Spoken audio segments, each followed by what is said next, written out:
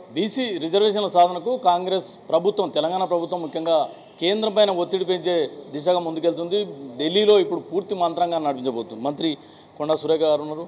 ఏంటి madam BC reservation 42% కోసం అన్నది కేంద్రం ఎట్లా ప్రెజర్ ఎట్లా చేయబోతుంది? అంటే గతంలో కూడా మేము వచ్చి ఇక్కడ ధర్నా చేయడం జరిగింది.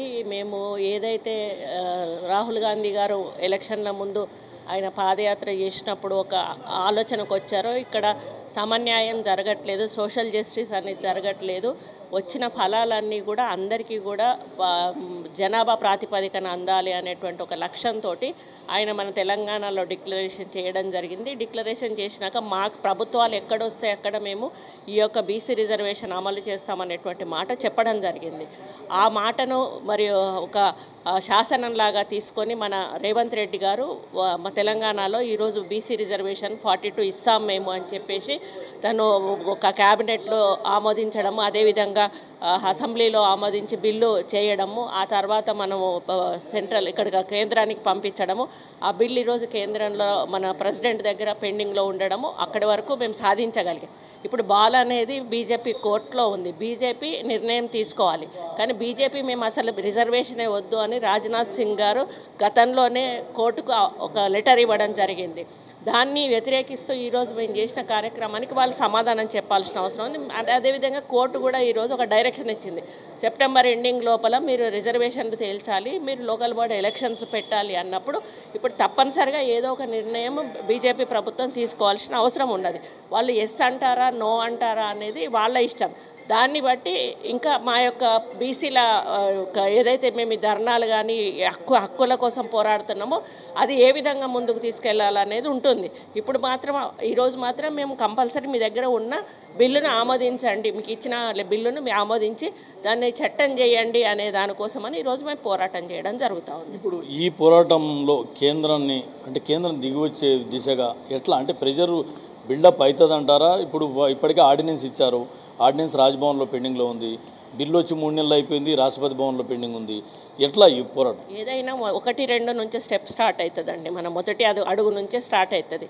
ఇది మొదటి అడుగు. ఈ మొదటి అడుగు పడిన తర్వాత ఇప్పుడు మొత్తం దేశమంతటా కూడా మొన్న మేము ఏదైతే పవర్ పాయింట్ ప్రజెంటేషన్ ఇక్కడ రాహుల్ గాంధీ గారి ముందట మల్లికార్జున ఖర్గే గారి ముందట ఇచ్చినప్పుడు అన్ని రాష్ట్రాల ఎంపీలు కూడా అక్కడ వచ్చి ఉండడం జరిగింది. అది చూసిన తర్వాత అందరిలో ఒక రియాక్షన్ వచ్చింది. అవును, మనం ఎందుకు సాధించుకోకూడదు, ఈ అవకాశాన్ని ఎందుకు వదిలిపెట్టుకోవాలి, ఈ అవకాశాన్ని మనం ఇలాగే కంటిన్యూ చేయాలి.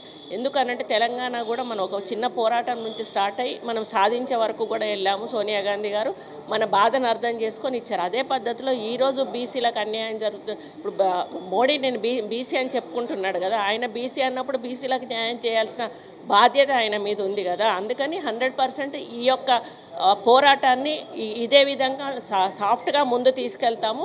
ఒకవేళ వాళ్ళు స్పందించకపోతే తప్పనిసరిగా అగ్రెసివ్గా కూడా ముందుకంటే ఇంకా అన్ని రాష్ట్రాలను కలుపుకొని కూడా మేము వెళ్ళే అవకాశం ఉంటుంది. ప్రధాన ప్రతిపక్షంగా ఉన్న బీఆర్ఎస్కి ఏం చెప్తారు? బీఆర్ఎస్ వాళ్ళదంతా కూడా ఎట్లుందంటే అండి, ఏదో ఒక నాటకం రాగా అనిపిస్తుంది. ఇప్పుడు తండ్రి ఒక పక్క, కొడుకు ఒక పక్క, అల్లుడు బిడ్డ ఒక పక్క. కవిత గారిని చూస్తే మాత్రం మామూలు నవ్వు వస్తలేదు అసలు. ఆమె నిన్న బీసీ ధర్నాలో కూర్చొని నేను ఒక బీసీ మహిళ, నేనే ఫస్ట్ బాధితురాలిని. ఆ టీఆర్ఎస్ గవర్నమెంట్లో ఫస్ట్ ఎమ్మెల్యేగా తెలంగాణ వచ్చిన తర్వాత సీనియర్ మోస్ట్ ఎమ్మెల్యేను బీసీని. నాకు కనీసము మంత్రి పదవి ఇవ్వకపోతే ఏ ఒక్కరోజు కూడా కవిత ఎందుకు ఆమెకు మంత్రి పదవి ఇవ్వలేదు, బీసీని ఎందుకు మీరు దగ్గర తీసుకోలేదు అనేటువంటి మాట మాట్లాడలేదు ఆమె. ఈరోజు ఏది దొరకక ఇప్పుడు పార్టీ నుంచి బయటికి రావాలంటే ఏదో ఒక ఆయుధం కావాలి కాబట్టి అప్పుడు బతుకమ్మ అని జాగృతని అప్పుడు పట్టుకుంది. ఇప్పుడేమో బీసీలది మనం ఆల్రెడీ మొదలుపెట్టిన దాన్ని పట్టుకొని తను ఓన్ చేసుకోవడానికి ప్రయత్నం చేస్తుంది. కానీ ప్రజలు ఎవరు కూడా నమ్మరు. నువ్వు ఆ రోజు ఎప్పుడైతే తెలంగాణ గవర్నమెంట్ వచ్చిందో, తెలంగాణ వచ్చిందో, ఆ రోజే నువ్వు బీసీ పదవి పట్టుకొని ఎందుకు బీసీలను మనం తీసుకోకూడదు అనేటువంటి మాట మాట్లాడుంటే ఈరోజు నమ్మేవాళ్ళు. ఇది కేవలం తన అస్తిత్వాన్ని నిలబెట్టుకోవడానికి మాత్రమే ఈరోజు కార్యక్రమం చేస్తుంది అనేది ఖచ్చితంగా తెలుస్తుంది. మొదటి నుంచి కూడా బీఆర్ఎస్ బీసీలకు వేరే అంతా కూడా వాళ్ళు ఉన్నత వర్గాలను వాళ్ళే, వాళ్ళ ద్వారా బీసీలకు న్యాయం జరుగుతుందనే నమ్మకం మాత్రం లేదు. ఇది ఖచ్చితంగా కాంగ్రెస్ రిజర్వేషన్ల పైన తొలి అడుగు వేసింది. కేంద్రం ఖచ్చితంగా దిగివచ్చే దిశగా మా కార్యాచరణ ఉండబోతున్నాను. కవిత బీఆర్ఎస్ వ్యవహారం చూస్తుంటే హాస్యాస్పదంగా ఉంది. బీసీలకు మోసం చేసిందే బీఆర్ఎస్ అని చెప్పి కొండా సురేఖ అంటున్నారు.